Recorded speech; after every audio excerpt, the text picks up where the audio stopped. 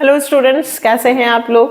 Bank reconciliation statement passbook के questions हम लोग कर रहे हैं। अभी तक हम 2 क्वेश्चंस कर चुके हैं। तीसरा क्वेश्चन 11 मैं आपके पास सामने लेकर आई हूँ। तो बिना टाइम वेस्ट किए हम लोग क्वेश्चन नंबर 11 स्टार्ट करते हैं। सबसे पहले हमें 62,000 बैलेंस दिया हुआ है। सिर्फ ये लिखा हुआ है bank statement of a customer shows bank balance of 62,000। ठीक है, बैंक का बैलेंस बता रहा है, मतलब पासबुक का बैलेंस है। और कौन सा बैलेंस है? अगर कोई इंफॉर्मेशन नहीं हो, no information is given that in question, then what will we do? हम ये मानेंगे कि वो पॉजिटिव बैलेंस है और हम इसे कौन सी साइड लिखेंगे? प्लस वाली साइड। ओके, तो सबसे पहले बैलेंस है इस पर पासबुक 62,000। और जो मैं आपको वर्किंग नोट में करवाती हूं, ये आपके समझने के लिए है। ठीक है, अगर आप इसको ना भी बनाएं तो कोई दिक्कत नहीं है, आपको सिर्फ समझ में आना चाहिए कि हम कौन सी चीज प्लस में क्यों लिख रहे हैं और कौन सी चीज माइनस में। आपको सिर्फ यही बनाना है। ये तो रफ वर्क एक तरह से आपके लिए। Cheque were paid into the bank. ठीक है, मैंने 3 चेक बैंक में दिए, एक 3500 का, एक 2500 और एक 2000। ये 3 चेक मैंने बैंक में दिए। Were paid into bank in March but were credited in April. 3 cheque मैंने बैंक में भेजे, बट ये तीनों चेक मार्च तक बैंक में जमा हुए ही नहीं। Checks paid into the bank but not credited.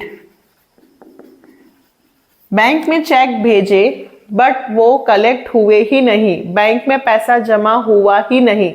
वो जमा तो हुआ है लेकिन अप्रैल में हुआ है। कब हुआ है जमा? अप्रैल में। और हम कब का बना रहे हैं? मार्च का। तो मार्च तक वो चेक जमा नहीं हुए हैं, इसलिए मेरा बैंक का बैलेंस में कोई फर्क नहीं आया। मैंने अपनी कैश बुक तो बढ़ा रखी है लेकिन पासबुक में कोई फर्क नहीं आया। अब यदि मेरे पास कैश बुक का बैलेंस हो तो मैं इन तीनों चीजों को वापस माइनस कर देती, लेकिन मेरे पास कैश बुक का बैलेंस नहीं है। मेरे पास कौन सा बैलेंस है? पासबुक। तो अब मुझे दोनों साइड इक्वल करनी है। तो इधर तो ये प्लस हो रखे हैं, तो मैं पासबुक मेरे पास है तो मैं पासबुक में भी ये तीनों चेक क्या कर देती हूं? प्लस, ताकि मेरा आंसर 8,000 के चेक मैं यहां पे प्लस कर देती हूं। ठीक है ना।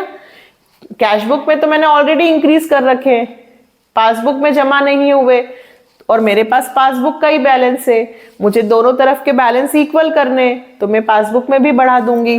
कितने रुपए से बढ़ाऊंगी बेटा? 8,000। दूसरा फंडा वही जो हम कैश बुक में करते थे, जस्ट उसका opposite. Cheque paid into bank, cheque sent into bank but not collected but not credited. हम वहां माइनस करते थे कैश बुक में, यहां पासबुक है तो हम प्लस करेंगे।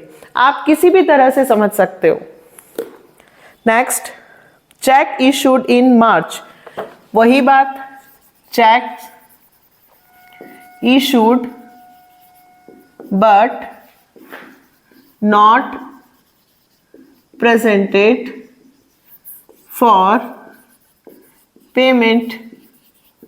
चेक इशूड तो है but not presented for payment, अभी तक प्रेजेंट नहीं हुए। मतलब मैंने 2 चेक थे, एक 4,000 और एक 4,500।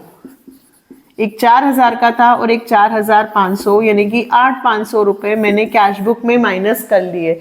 जब भी मैं किसी को चेक देती हूँ तो मैं ये समझती हूँ कि भाई वो बंदा बैंक में से पैसे विड्रॉ कर लेगा और मेरा बैलेंस कम हो जाएगा, तो मैंने कैश बुक में कम कर लिया।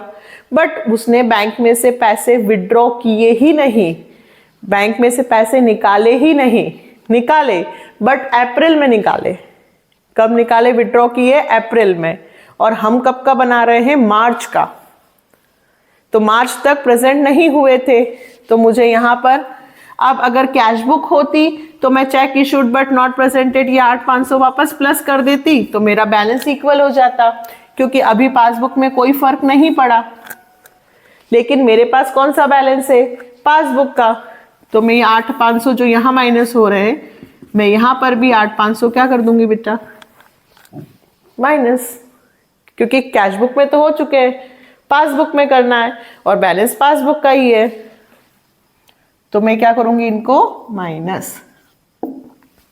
Next, cheque 1,000 receipt from a customer entered in cash book.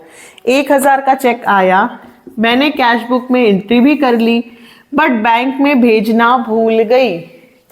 But not bank, bank में अभी तक वो जमा नहीं हुआ है, तो यहाँ का बैलेंस तो बढ़ा हुआ है।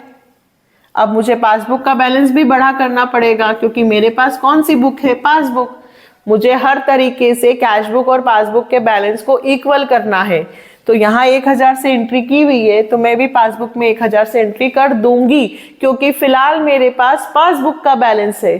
तो मैं जो भी प्लस माइनस करूंगी वो पासबुक में कर सकती हूं। तो check received and paid into the bank. कितने रुपए से? 1,000 से मेरा बैलेंस बढ़ जाएगा। Next, passbook shows a debit 1,000 bank charges. कहा उन्होंने कि भाई पासबुक में 1,000 रुपए बैंक चार्जेस के माइनस हो गए हैं और 2,000 रुपए इंटरेस्ट के प्लस हो गए हैं। ये पासबुक बता रहा है। क्या बता रहा है? पासबुक। पासबुक बोल रहा है कि बैंक चार्जेस लग गया है 1,000 का और इंटरेस्ट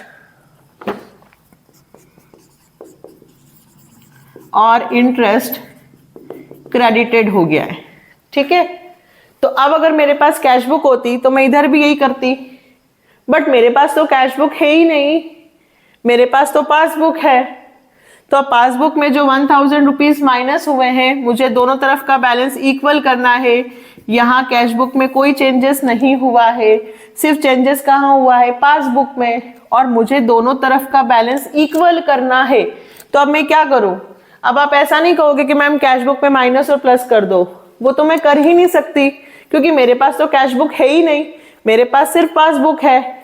तो मैं ये 1,000 जो माइनस हुए हैं मैं वापस क्या कर दूं? प्लस, और जो ये प्लस 2,000 है वो वापस मैं क्या कर दूं? माइनस। तो बात बराबर हो जाएगी, इधर का बैलेंस भी जीरो, इधर का भी जीरो। ठीक है ना?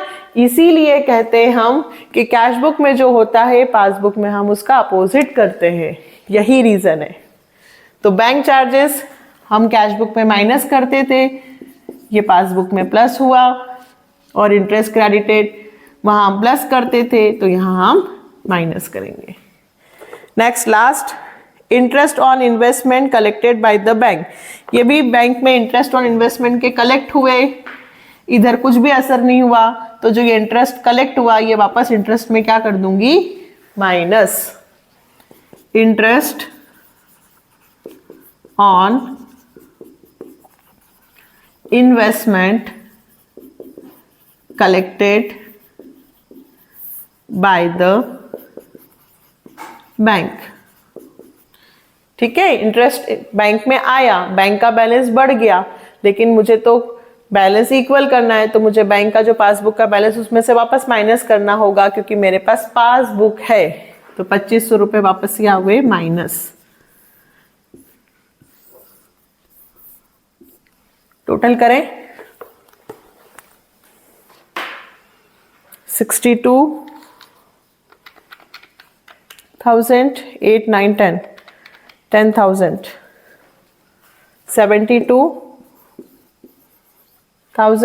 72,000 में से माइनस 8,500 और 2,000 और 4,500, 59,000।